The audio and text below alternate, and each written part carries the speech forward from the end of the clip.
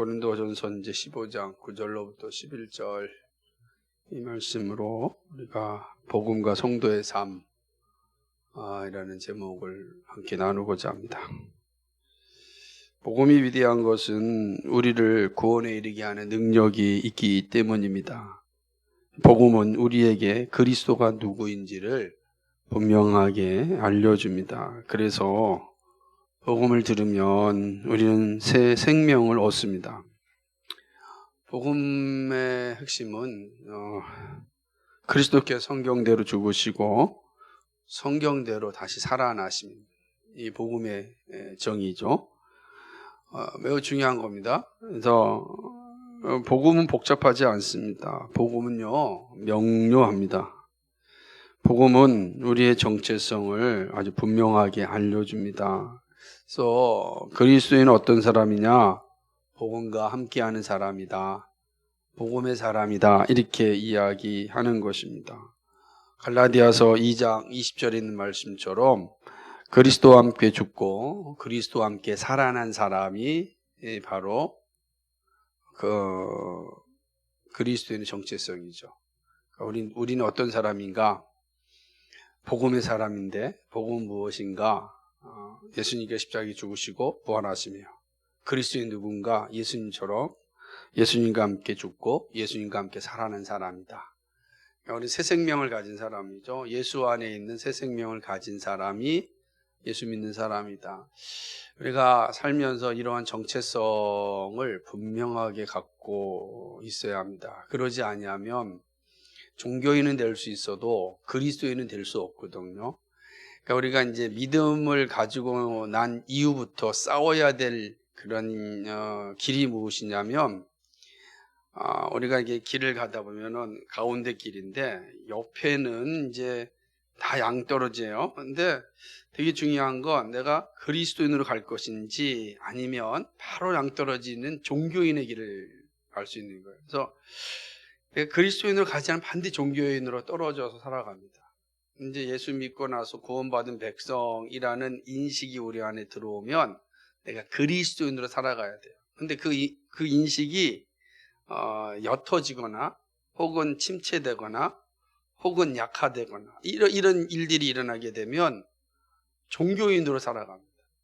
그러니까 그리스도인과 종교인의 차이는 말씀을 진리로 받지 않고 말씀을 그냥 하나의 좋은 책으로 받는 거예요. 그러니까 좋은 책은 어떨 때는 나한테 필요가 없을 때도 있죠. 그렇게 되어지면 우리가 형식적이고 외식적인 이제 신앙생활을 하게 되는 겁니다. 마치 저기 설악산 국립공원 들어가면 어마어마하게 큰 불상이 있는데 지나가면서 거기 한번 이렇게 꼭 절하고 빌고 감으로써 자신의 어떤 종교성을 드러내는 거죠. 그런데 그 사람이 삶에서 그렇게 사느냐 이건 별도의 문제고 내가 그런 의식을 통하여서 내가 종교를 가지고 있다라고 하는 것이 이제 종교성이에요. 근데 그리스도인은 그런 것을 뛰어넘어서 삶의 모든 영역에서 내가 그리스도인됨을 드러내는 겁니다.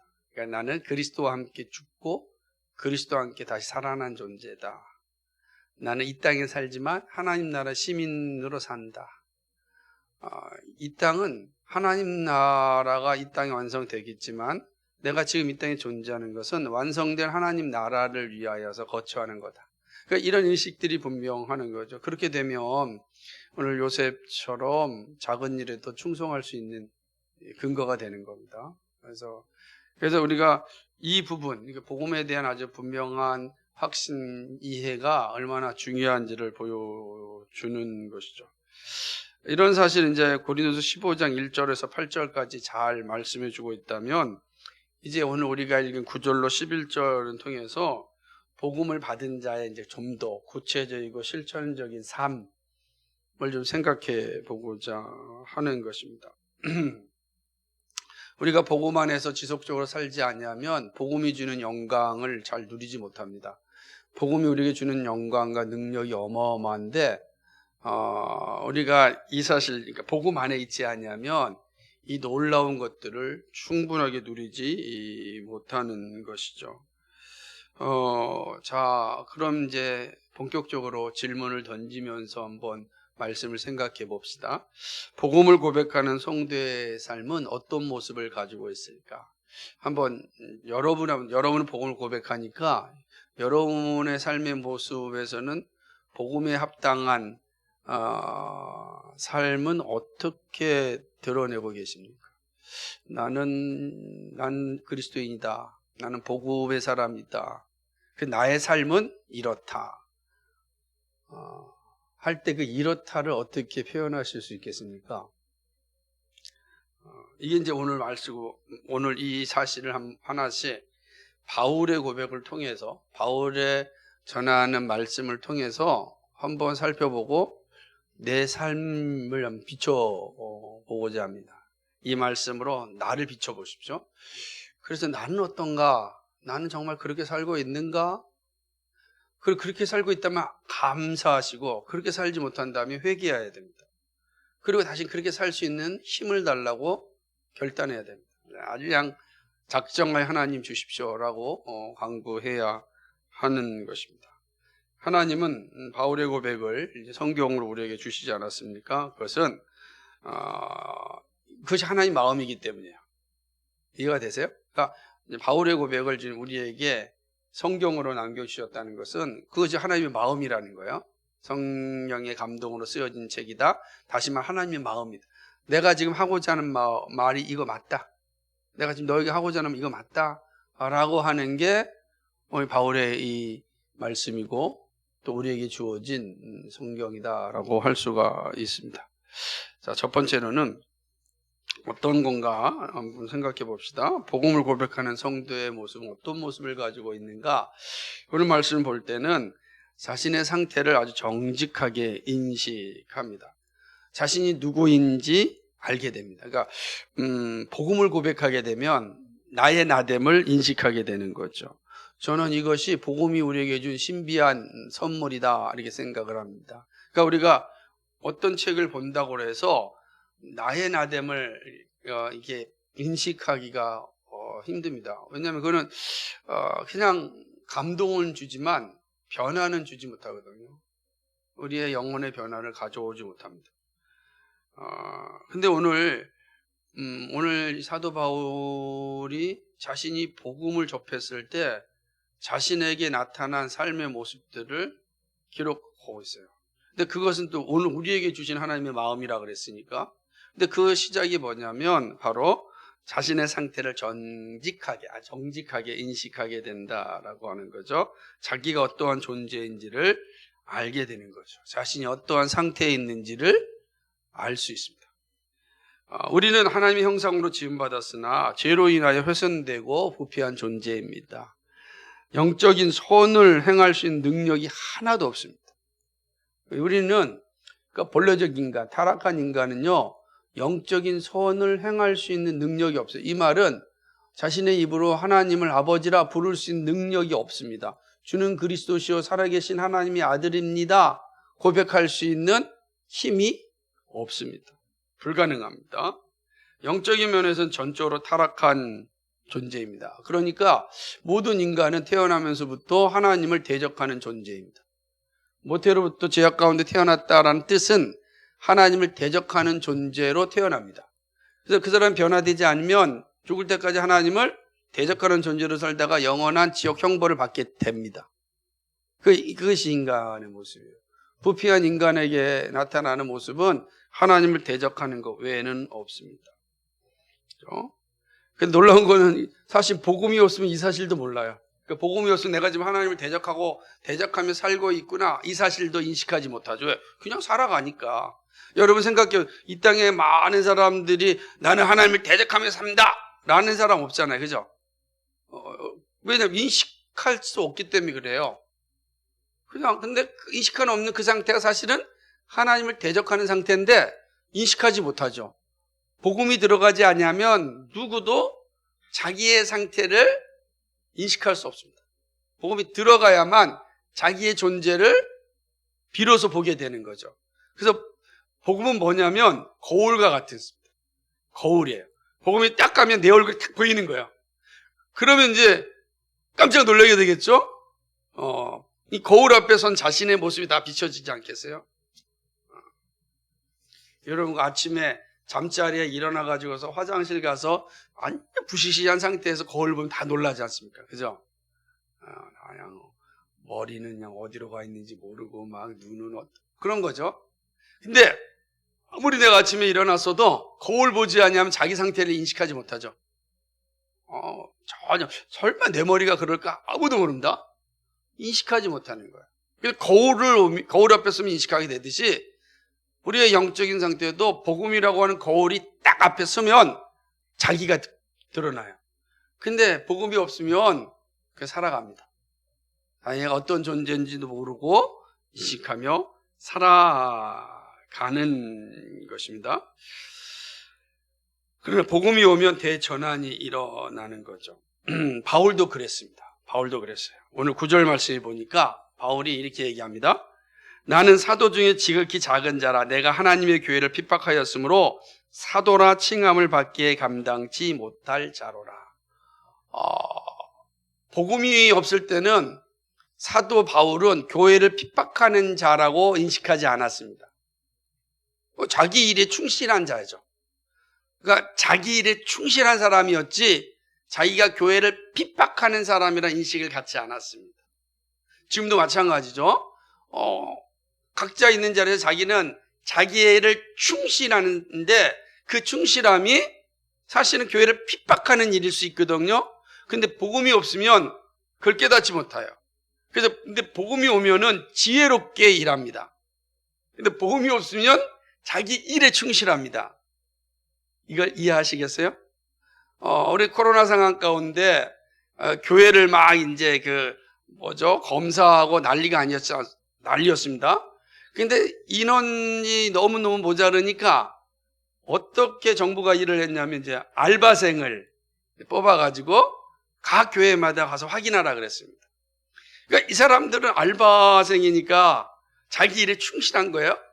그러니까 와가지고서 그냥 자기 일에 충실하게 자기 일을 받은 대로 막 함부로 행동합니다. 예배 시간에 막 들어오고 설교하고 있는데 막 얘기하고 왜? 그래도 자기는 그게 교회를 핍박하고 있고 교회를 향하여 잘못된 일을 하고 있다고 생각하지 않는 거야. 자기 일에 충실하다 느끼는 거죠. 그 사람은 아주 자신 있게 행동합니다. 자신 있게 또 말하기도 합니다. 그러나 그리스도인들 가운데 공무원이 된 분들은 그렇게 하지 않죠? 매우 지혜롭게 행동합니다. 겸손하게 이야기하고 그리고 간곡한 부탁을 통해서 함께 이 문제를 해결했으면 좋겠다고 이야기합니다. 왜? 복음이 들어오니까 함부로 할 수 없는 걸 인식되는 거예요. 똑같은 일을 하되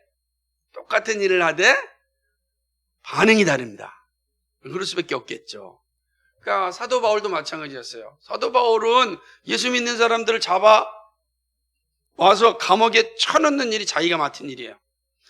정말 열심히 했죠. 그 열심히 할 때 자신이 죄인이라고 인식하지 못했습니다. 교회를 핍박하는 거라고 전혀 인식하지 못했습니다. 자기 일에 충실한 사람이었습니다. 그래서 사람들은 그 사도 바울의 일에 박수 다 쳐줬습니다. 야, 정말 대단하다. 정말 자기 일에 이렇게 충실한 사람이 어딨냐라고 이야기하였습니다. 여기까지 보면 일반적인 거죠. 근데 바울이 예수님을 만납니다. 대전환이 일어납니다. 그리고 자기가 한 일을 보니까 그것이 바로 교회를 핍박하는 일이었습니다. 야, 이 변화, 이 전환을 어떻게 이해할 수 있을까? 그러고 나서 사도 바울은 자기가 하는 일에 있어서 그만두게 됩니다. 보는 거죠? 자기는 교회를 핍박하는 자였기 때문에 자기가 사도가 된다는 건 이거는 감당할 수가 없는 거죠. 그죠? 감당치 못하는 거야. 내가 한 일이 있는데 그래서 여기서 누구든지 다 이런 핍박자가 될 수 있지만 그러나 감당치 못할 하나님의 일꾼이 될 수 있는 일은 중간 단계가 있는 거죠. 뭐예요? 복음 앞에 자신을 회개하는 이 단계가 있으면 지금 바울의 고백처럼 나는 사도가 됐는데 사도라 칭함받기에는 정말 감당치 못한다. 왜? 내가 이전에 한 행위가 있기 때문에 그렇다. 인식하는 거야. 이건 평생 가지고 사는 겁니다. 사도가 됐다고 해서 교회를 핍박했던 그 사실이 없어지는 거 아니잖아요. 항상 있는 거예요. 그러니 사도 바울은 어떻게 살았겠습니까? 그 생애가 끊임없이 더 하나님 나라를 위해서 헌신하는 삶을 살 수밖에 없었습니다. 그건 하나 자기 십자가니까 그렇습니다. 사도는 자기가 어떤 존재인지 인식합니다. 그리스도를 핍박하기에 둘째가라면 서러울 정도로 열렬히 그리스도를 저주하였고 그리스도인들을 핍박하였습니다. 사도행전 22장 4절에 보니까 내가 이 돌을 박해하여 사람을 죽이기까지 하고 남녀를 결박하여 옥에 넘겼다. 내가 사람을 죽이기까지 했다는 거예요. 이런 사람 여러분 사도로 이렇게 나오면 뽑아주시겠어요? 이런 사람 뽑아주시겠냐고 한번 생각해 보세요. 우리에게 장로님을 뽑는데 이런 사람 왔다 그러면 여러분 어떻게 하시겠습니까? 정말 어려울 겁니다. 여러분 조금이라도 정가 가진 사람만 보면 우리 다 힘들어 하잖아요. 그 바울은 사람을 죽인 살인자란 말이에요. 이 사람이 사도가 된다? 그래서 난리가 나지 않습니까? 그런데 저는 12사도들이 위대합니다. 그 남은 사도들은 정말 하나님의 사람이었습니다.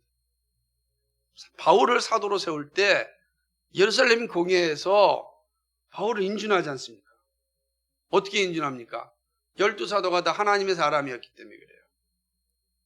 하나님의 말씀에 순종한 사람이었기 때문에 가능한 겁니다. 그들은 기도의 사람이었기 때문에 가능한 겁니다.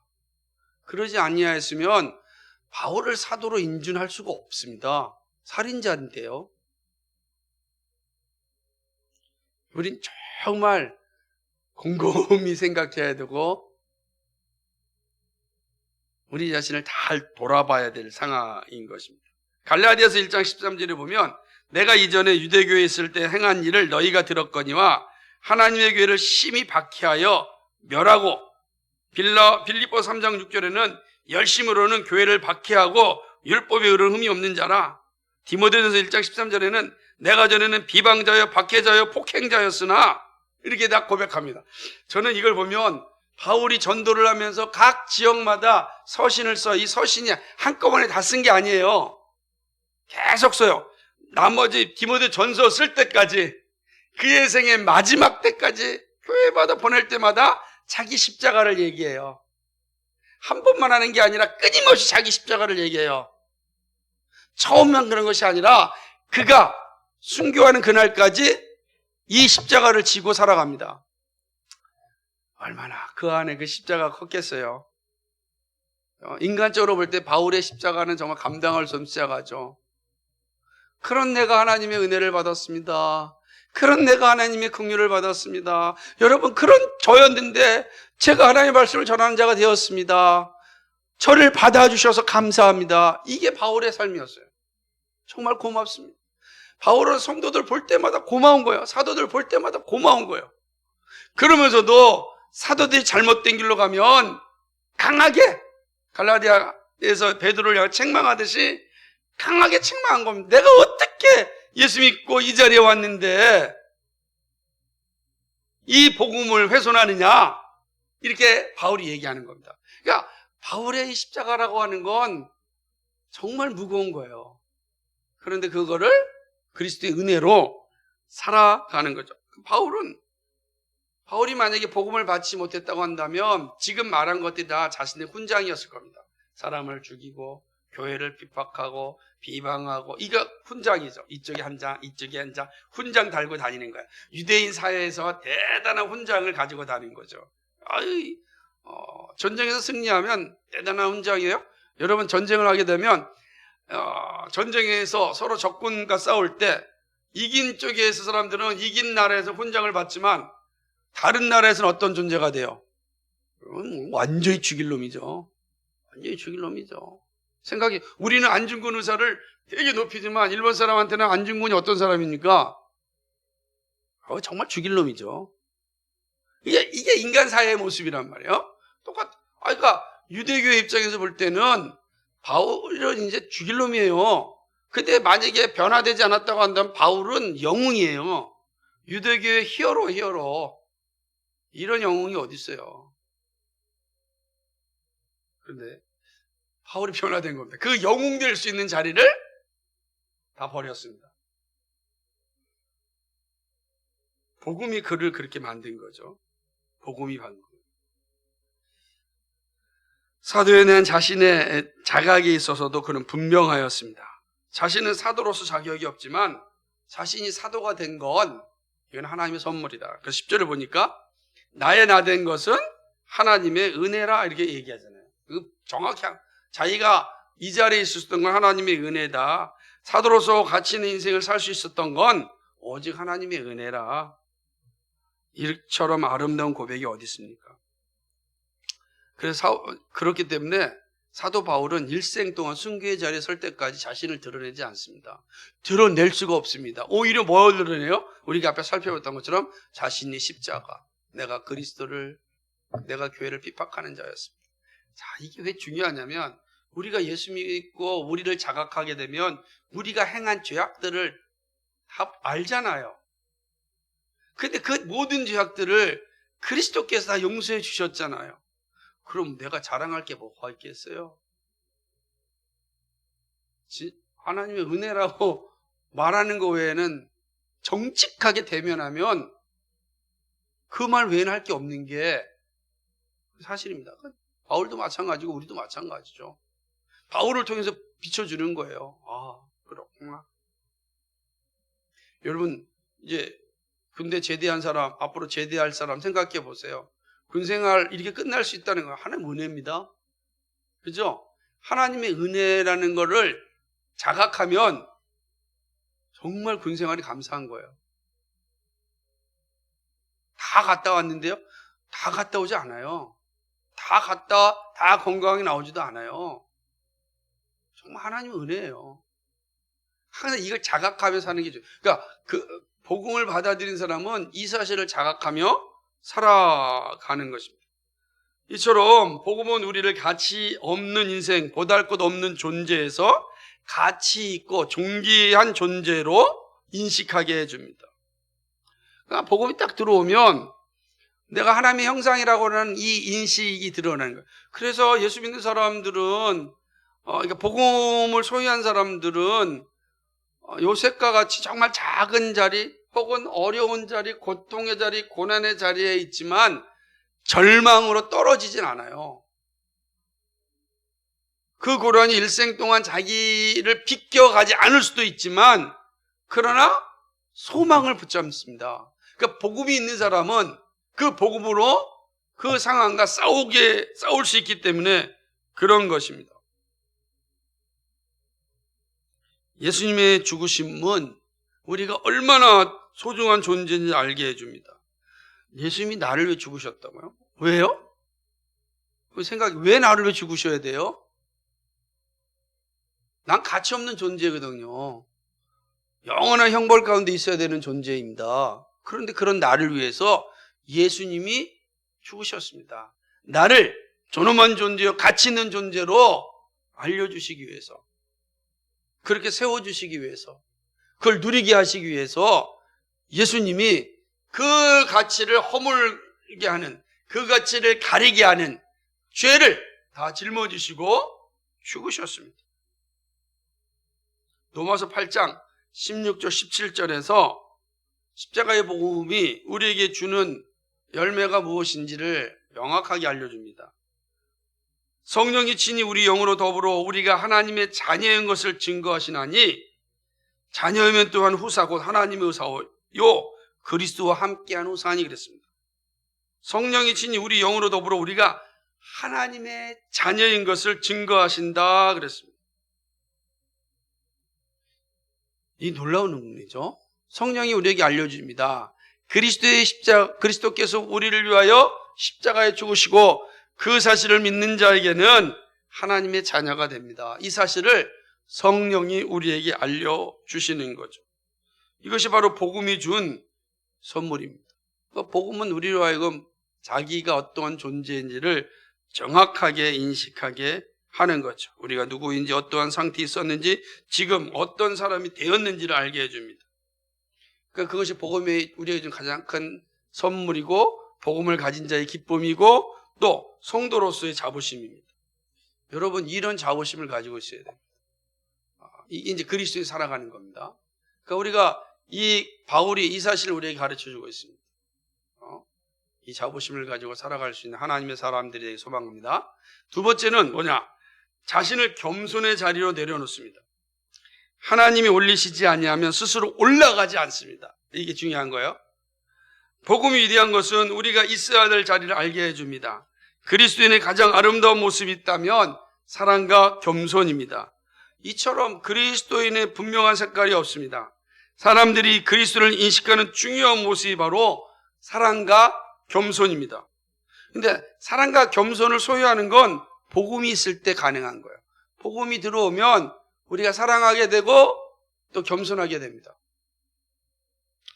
제가 자주 말씀드리지만 조선 500년의 유교가 무너지고 새로운 대한민국을 꿈꾸는 믿음의 선배들이 기독교를 선택할 때, 그리고 수없이 많은 이 땅의 백성들이 그리스도를 선택할 때는 그리스도인들이 보여준 사랑과 겸손 때문이었습니다.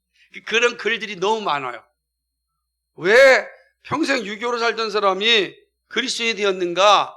라고 할 때 이런 고백을 합니다. 그들이 보여준 사랑과 헌신과 겸손은 내가 지금까지 본 적이 없다는 거예요. 우리 사는 밀정에 다시 한번 전지현이가 그 담당하였던 모델이었던 전지현 밀정에서 그 남자현이라고 하는 성도님인데, 그분 정말 교회를 많이 지으셨던 분. 여자가 유교 사회에서 무엇을 할 수 있겠어요? 그래도 과부 같습니다. 그런데 그가 자기의 생애를 나라 민족을 위해서 바치고 교회를 위해서 헌신하는 장면이 나와요. 거기 중에 고백 가운데 하나가 이런 겁니다. 그리스도인들이 보여준 사랑과 헌신과 겸손. 그것이 자기로 하여금 남은 생애를 헌신할 수 있게 만들었다는 고백입니다. 얼마나 중요합니까? 그는 교회를 많이 세웠습니다. 우리가 아직 죄인 되었을 때 우리를 사랑하사 우리를 위하여 죽으신 그 사랑을 받은 사람이라면 어찌 사랑하는 일을 멈출 수 있겠습니까? 그렇죠? 그렇게 되는 거죠. 최근에 이제 요번에 개봉된 사랑인데 이게 아마 19금 영화일 것 같아요. 리디밍 러브라고 하는 영화가 이제 나옵니다. 리디밍, 구속된 사랑이라는 거 하는 건데, 이 내용이 그 호세아서를 소설로 만든 거예요. 선지서 호세아서를 다 이제 영화로 만들었어요. 사람들은 그 영화를 보고서 그냥 외적인 것만 볼 텐데, 그 소설가는 그 전에 정말 대단한 소설을 많이 썼답니다. 특별히 이제 이 멜로 소설의 대가였어요. 그 리디밍 러브의 원작자가. 근데 예수님을 만나고 나서 모든 소설을 다 절필합니다. 이전에 썼던. 그리고 정말로 그리스도를 드러내는 소설을 쓰게 됩니다. 그 대표적인 게 리디밍 러브라고 하는 소설이라고 합니다. 상당히 좀 그런데. 그리스도께서 우리를 사랑하시되 끝까지 사랑하신다는 게 보여주는 게 호세아서 아닙니까? 우리가 그렇게 하나님께 죄를 짓고 정말 하나님의 마음을 아프게 해도 하나님 호세아 선지자를 통해서 끊임없이 사랑하고 끊임없이 함께함을 보여주는 게 호세아서의 주제인데, 그렇죠. 그 사실을 예수님이 뭐라고 했냐면 우리가 아직 죄인 되었을 때 우리를 사랑하시되 끝까지 사랑하셨다라고 하는 거예요. 요한복음 13장 1절에도 우리를 끝까지 사랑하셨습니다. 우리가 그런 사랑을 받은 사람이라는 거예요. 그러니까 우리는 정말 늘 예수님을 떠나려고 하고 도망치려고 하고 마음을 아프게 하려고 하는 일이 수없이 행한 것이 우리의 본질인데 예수님은 우리를 사랑하실 때 끝까지 사랑하셨다고요. 그러니까 이거를 이제 우리가 인식하는 겁니다. 그럼 우리가 그런 사랑을 받았다고 한다면 사랑을 받은 우리를 통해서 하나님이 기대하시는 게 무엇이겠습니까? 그 사랑을 나누는 거죠. 내가 너희에게 행한 것처럼 너희도 행하라는 거예요. 그러니까 그 사랑은 받은 사랑에 대한 충만함이 없으면 못하는 거예요. 그러니까 우리가 누군가를 사랑한다고 할 때 그 받은 사랑이 충만할 때 흘러나가서 그 사랑이 가능한 건데 사랑이 충만하게 받지 못하면 그 충만한 사랑에 대한 인식이 없으면 사랑을 못해요. 사랑을 못하는 거죠. 다 자본주의적 논리에 따라서 살 수밖에 없습니다. 나한테 행한 만큼 난 하겠다. 네가 나한테 준 만큼 난 줄게. 이렇게 되는 거죠. 근데 그리스도는 그렇게 사랑을 하지 않았어요. 우리가 뭘 줬겠습니까? 근데 우리가 아직 죄인 되었을 때 그리스도가 우리를 사랑하셨고 끝까지 사랑하셨습니다. 변함없이 사랑하셨습니다. 사랑하셨습니다. 이게 복음입니다. 복음. 그러니까 이 복음 앞에 서면 우리는 정말로 겸손해질 수밖에 없습니다. 야, 나 같은 놈을 이렇게 사랑하셨다니. 그죠? 그러니까 겸손하게 되는 거죠. 그러니까 하나님의 사랑을 인식하게 되고 반면에 또 겸손하게 되는 것입니다. 그게 우리의 모습이다라고 하는 겁니다. 그래서 바울은 자기가 만약에 다른 사람들과 육체적인 모습을 비교한다고 한다면 난 자신 있다라고 이야기합니다. 빌립보서 3장 4절 6절을 보게 되면 나는 흠이 없다라고 얘기해요. 누구보다도 난 육체도 나는 뭐더라 바리새인이고 로마 시민권을 가졌다. 나는 유대인들의 입장에서는 8일 만에 할례를 받았다. 거기다가 나 베냐민 지파다. 베냐민 지파, 사울의 왕가 지파 아닙니까? 베냐민 지파다. 얼마나 대단합니까? 그러니까 베냐민 지파라고 하는 건 히브리인 중에 히브리인이라는 뜻이에요. 바리새인 중에 바리새인이라는 거 아니겠어요? 그러니까 외적인 조건은 이렇게 당당한 사람이었습니다. 그런데 그 당당함을 자랑하지 않습니다. 오늘 말로 얘기하면 스펙이 대단한 사람이죠. 근데 아무런 자랑을 드러내지 않아요. 오히려 배설물같이 여겼다, 똥과 같이 여겼다 이렇게 해요. 8절 보니까 자신을 뭐라고 표현하죠? 나는 맨 나중에 만삭되지 못하여 난 자 같다 얘기합니다. 모든 사람이 다 만삭돼서 나오는데 자기는 팔색동이라는 거죠. 팔색동. 옛날에 이런 표현은요 아주 이렇게 놀릴 때 쓰는 표현이었어요. 놀릴 때, 사람 놀릴 때, 아이고 칠삭동이 팔삭동이 제대로 태어나지 못한 존재인 거예요. 지금은 이제 다들 뭐가 있어요? 인큐베이터가 있지만 옛날에 그러지 않았으니까 그렇게 난 사람들이 힘들었거든요. 여러 가지 어려움이 있었답니다. 그래서 이게 팔삭동이니 칠삭동이 이게 정말로 비꼬는 말이었어요.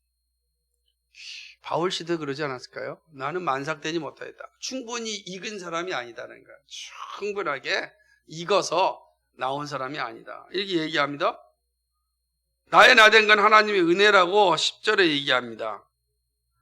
그리고 내가 모든 사보다 더 많이 수고하였지만 내가 한 것이 아니라 나와 함께 하신 하나님의 은혜라고 얘기합니다. 그렇죠. 사도 바울은 정말 1차, 2차, 3차 로마 여행까지 정말 소아시아를 돌아다니면서 복음을 전했지 않습니까? 다른 사도들에 비해선 어마어마한 일을 했어요. 그런데 그거 하나님의 은혜라. 자기를 완전히 내려놓습니다. 자기 다 내려놓고 하나님의 은혜만 얘기합니다. 하나님의 은혜만. 근데 이 모습이 사실은 복음을 받아들이는 우리들에게 나타나야 되죠. 그런데 우리 안에 보면 내가 가진 거 자랑하고자 하는 마음이 얼마나 많이 생겨납니까? 나보다 못한 사람을 깔보고 교만하는 그런 교만한 마음을 가진 적이 또 얼마나 많이 있습니까? 안 그래요? 좋은 대학 들어가고 좋은 직장 들어가고 높은 권력 갖는 거 그거 정말 중요하죠. 근데 그게 다른 사람을 깔보는 그 기준이 되겠습니까? 돼야 되겠습니까? 그건 정말 아니잖아요. 근데 우리가 사는 세상이 어떻습니까? 교회 문만 나가면 모든 게 그런 비교하며 사람을 보잖아요. 그러니까 하나님을 알지 못하는 사람들의 특징이에요. 복음을 알지 못하면 자기를 인식하지 못하니까 다 인두껍이라 그러죠. 사람의 탈을 뜬 짐승으로 살아가는 거예요. 얼굴은 사람인데 속은 다 짐승이에요. 그렇게 살아가는 거죠. 익을수록 머리를 숙이는 모습이 복음의 사람입니다. 그러니까 복음의 사람들은 하나님이 높여줄 때까지 스스로 높아지지 않습니다. 오늘 요셉의 모습처럼 자기가 있는 자 최선을 다할 때 하나님 높여주세요. 하나님이 높여주시면 누구도 끌어내릴 자가 없다. 제가 늘 말씀드리고자 하는 게 하나님이 높여주시면 끌어내릴 자가 없어요. 그런데 하나님 없이 내가 높아지면 반드시 끌어내림을 당합니다. 이 사실을 항상 기억하는 게 중요합니다. 그래서 우리는 자신 있는 자리에서 묵묵하게 복음과 함께 살아가야 합니다.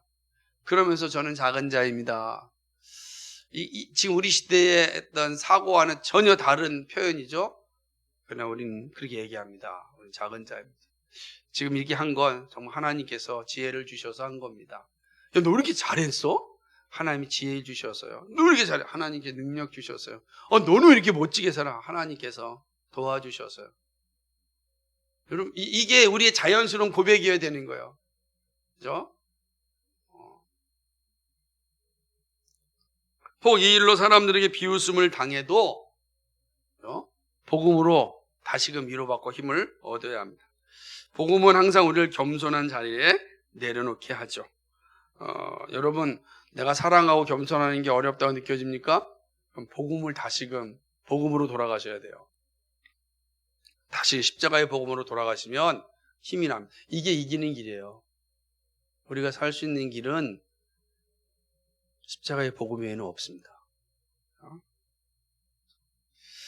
이것이 복음이 주는 선물입니다. 마지막 세 번째로는 자신의 소명에 최선을 다하여 또 순종합니다. 그러니까 복음이 존귀한 것은 우리로 하여금 게으른 삶을 살게 하지 않습니다. 그러니까 복음이 오면은 복음은 반드시 우리 안에서 내가 해야 할 일을 알려줍니다. 시간차는 있어도 자꾸만 그 부담감이 생겨나요. 왜? 그게 복음이 하는 일이에요.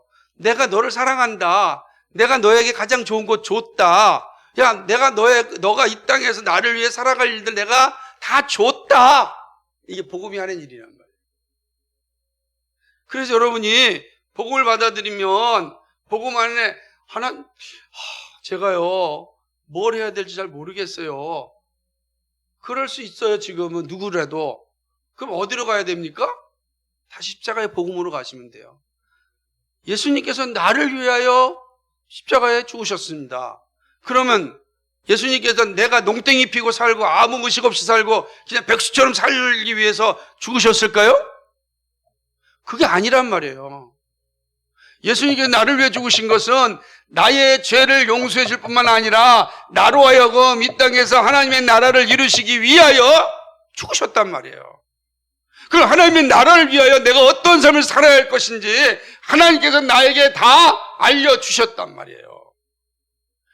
그래서 모를 때는요, 잘 들어오지 않을 때는요, 십자가 앞에 내려가서 기도하는 겁니다. 하나님, 주께서 저를 살려주시지 않았습니까? 주께서 저를 자녀로 삼아주시지 않았습니까? 그럼 저를 살려주신 그 놀라운 은혜를 제가 충분하게 깨달을 수 있도록 도와주옵소서. 그게 필요합니다. 근데 그거 하지 않으니까 맨날 하는 말이 왜 사는지 모르겠어요. 제가 뭘 좋아하는지 모르겠어요. 아니 10대 때는 그렇다고 쳐요. 20대가 됐는데도 아직 그래요? 좋아요. 30대가 됐는데도요. 나이 70이 다 됐는데도요. 그런 말하고 삽니다. 그러니까 얼마나 비참합니까? 주님께서 나를 위해서 십자가에 죽으시고 나에게 놀라운 선물을 줬는데 왜 선물 안 줘요? 라고 하는 것과 똑같잖아요. 징징거리는 신앙생활 하면 되겠습니까? 여러분 십자가의 복음 앞에 좀 가십시오. 십자가의 복음 앞에 가세요. 물으세요. 저를 위해 주님 죽으시지 않았습니까? 저에게 뭘 주시려고요? 뭘 원하시는 거죠? 알게 해주세요. 늘 십자가 앞에 가십시오. 그럼 나를 위해 죽으신 주님께서 우리의 소리를 듣지 않으시겠습니까? 그럼 나에게 하나님의 카이로스가 있단 말이에요. 예? 요셉에게 주어졌던 그 시간, 그 카이로스가 우리에게도 있어요. 우리도 성령의 사람이니까 하나님의 카이로스가 다 있단 말이에요. 근데 묻지 않고 게으르고, 그러니 하나님의 카이로스가 와도 모를 수밖에 없는 거죠. 그럴 때는 반드시 십자가 앞에 가야 됩니다. 바울이요, 예수님 만나고 회심한 다음에 그가 한 일이 뭡니까? 예수님의 말씀을 전하는 사도로 살았습니다. 그죠? 사도로 살았어. 그는요, 소아시아 전 지역을 걸어 다녔습니다. 지금처럼 뭐 지하철이 있는 것도 아니죠. 비행기가 있는 것도 아니고요. 다 걸어 다녔습니다. 그런데 뭐라고 얘기합니까? 내가 모든 사도보다 더 많이 수고했다 얘기해. 진짜 많이 수고하였어요. 그런데 나와 함께 하신 하나님의 은혜가. 바울은 이 이후부터는 온전히 복음 전하는 소명을 가진 거죠. 그래서 딱 돌이켜 보니까, 내가 지금까지 가말리알 밑에서 열심히 공부했던 거, 나를 유대인으로 만들어 주셨던 거, 거기다가 나를 로마 시민권을 만들어 줬던 거, 이게 다 뭐예요? 왜 이걸 만들어 줬을까? 그 전까지는 다 자기의 출세를 위해서, 잘 먹고 잘 살기 위해서 준비한 스펙이었는데, 예수 믿고 나서 보니까 뭐예요? 이 모든 것이 복음을 위하여 하나님께서 미리 준비하신 거예요. 유대 사람이요, 소아시아 지역과 로마까지 가서 복음을 전한다고요. 여러분 생각해 보세요. 잘 보세요. 아테네에서, 거기에서 이 철학자들과 논쟁한다고 어떤 말로 논쟁했을까요? 누가 옆에 통역해 줬겠습니까? 아니잖아요. 여러분 좀 이 사실이 중요한 거예요. 그러니까 하나님 나를 부르시고 나를 선택하셨을 때는 나를 통하여 하시고자 하는 일이 있었어요.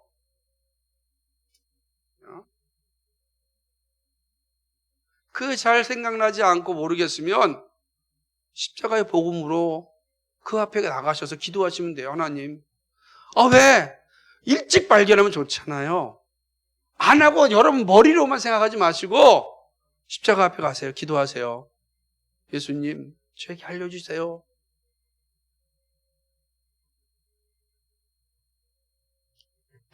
중고등부 친구들도 아시겠어요? 예수님 십자가 앞에 내가서 기도하세요.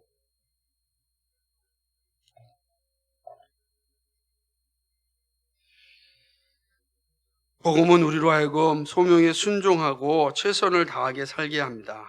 그죠? 우리는 바울이 전하고 있는 복음의 위대한 가르침을 살펴보았습니다. 그죠? 이것은 모든 사도들이 전한 것이고 고린도 교회가 믿는 것이고 우리가 믿고 있는 진리입니다. 11절 말씀 같이 읽어볼까요? 15장 11절 말씀 시작. 그러므로 내나 저희나 이같이 전파하며 너희도 이같이 믿었느니라. 아멘. 아멘. 여기 이 핵심 아시겠어요? 예. 오늘 우리가 분투하고 채워야 하는 건 복음입니다. 복음은 우리를 구원에 이르게 하고 영생을 선물로 줍니다.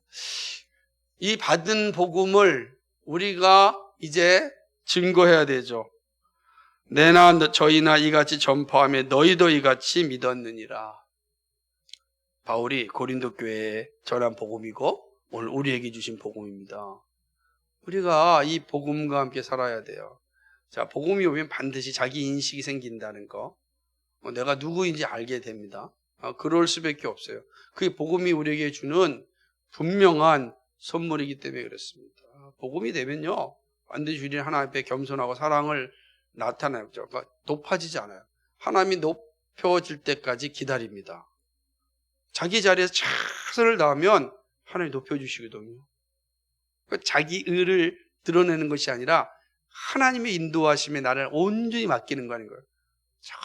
그 하나님 인도하심 맡길 때 입 떨어져 있는 게, 입 벌리고 있는 것이 아니라 자기에게 주어진 일에 내가 있는 장소에서 최선을 다하는 거예요. 학생이 역시 공부하고 있는 겁니다.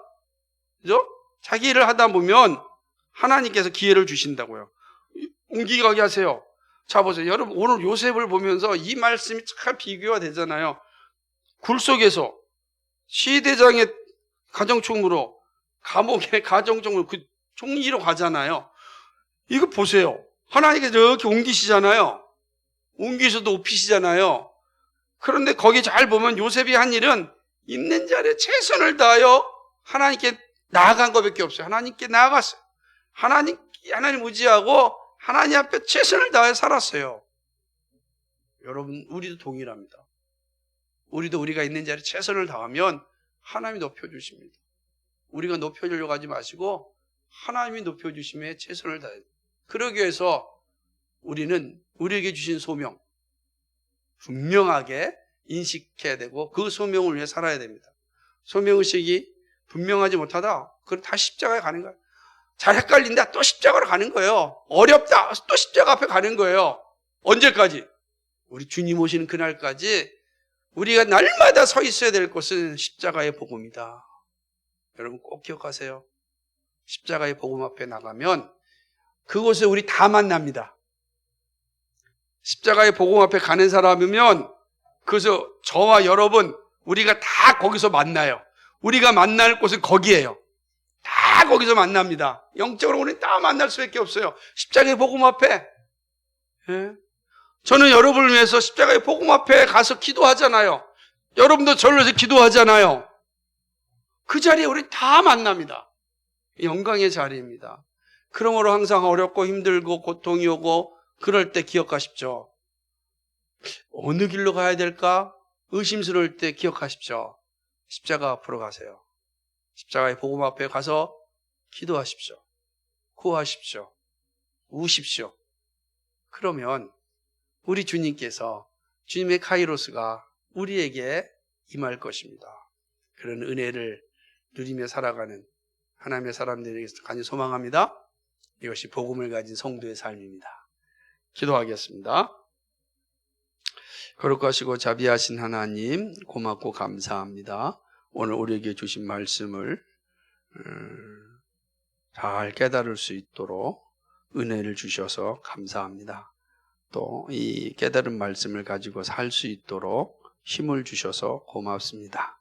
하나님, 우리가 할 수 있는 일은 날마다 십자가의 복음, 그 자리로 나아가는 일입니다. 그곳에서 우리 주님 우리를 만나주시고 우리의 기도소리, 우리의 울음소리, 우리의 탄식소리를 들으시고 응답하십니다. 하나님, 어떠한 순간에도 이 사실 잊지 않게 주옵소서. 우리에게는 십자가의 복음의 자리에 있다는 것이 얼마나 큰 위로여 힘이여 능력이 되는지 모릅니다.